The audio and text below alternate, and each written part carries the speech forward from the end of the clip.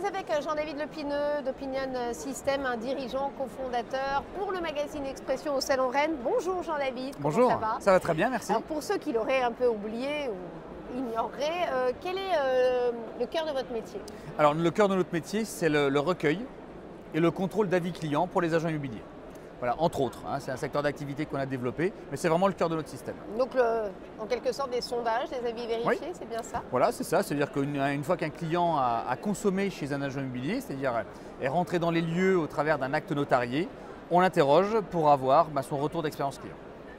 Ça sert à qui principalement? À l'agence, mais à condition d'avoir de bons résultats, c'est ça? Oui, alors oui. Ça sert, ça sert à l'agence, c'est une bonne question. Ça peut être à double tranchant. Voilà, ça peut être à double tranchant. Alors, si jamais on avait de mauvais résultats, ça sert quand même à l'agence.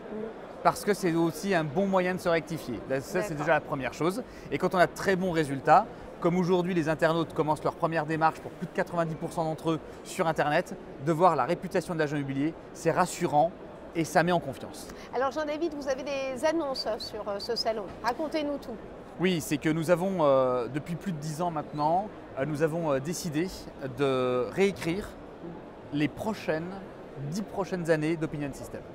Ça veut dire que ça fait, ça fait plus de 12 ans aujourd'hui que nous existons et nous souhaitions écrire les 10 prochaines années.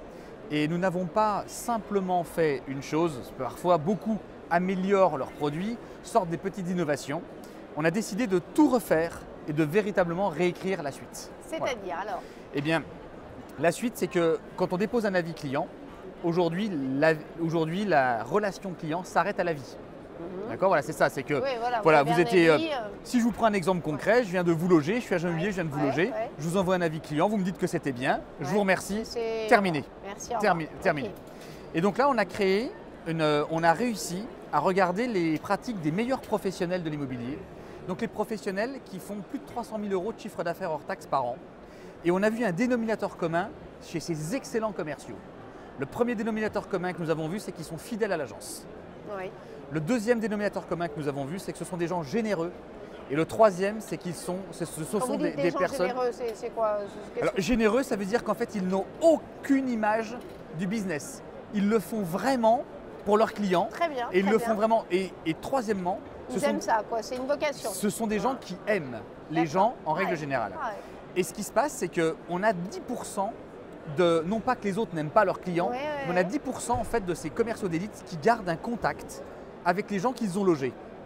Et donc nous avons réussi avec le concours de neuroscientistes et d'un mentaliste, nous avons réussi à dupliquer le haut niveau de relation que ces commerciaux d'élite ont avec leurs anciens clients dans une application qui va être disponible pour les 90% autres collaborateurs. C'est très étonnant. Et voilà, et donc c'est avec les nouvelles technologies comme l'intelligence artificielle et on a travaillé pour qu'un collaborateur qui n'est pas aujourd'hui un commercial d'élite, pour lequel ce n'est pas inné, parce que les autres commerciaux sont bons. Voilà. Les autres commerciaux sont bons, mais le fait d'avoir un très haut niveau de relation, ce n'est pas inné.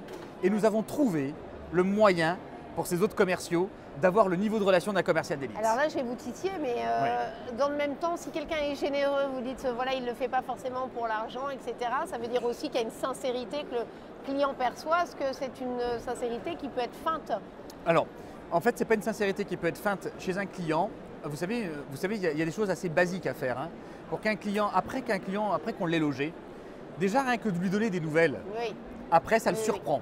D'accord ? Juste donner des nouvelles, mais des nouvelles qui sont dépourvues d'intérêt commercial. C'est ça qui est important. Ça veut dire qu'il faut communiquer avec les clients à peu près 3-4 fois par an, de façon à être complètement dépourvu d'intérêt commercial.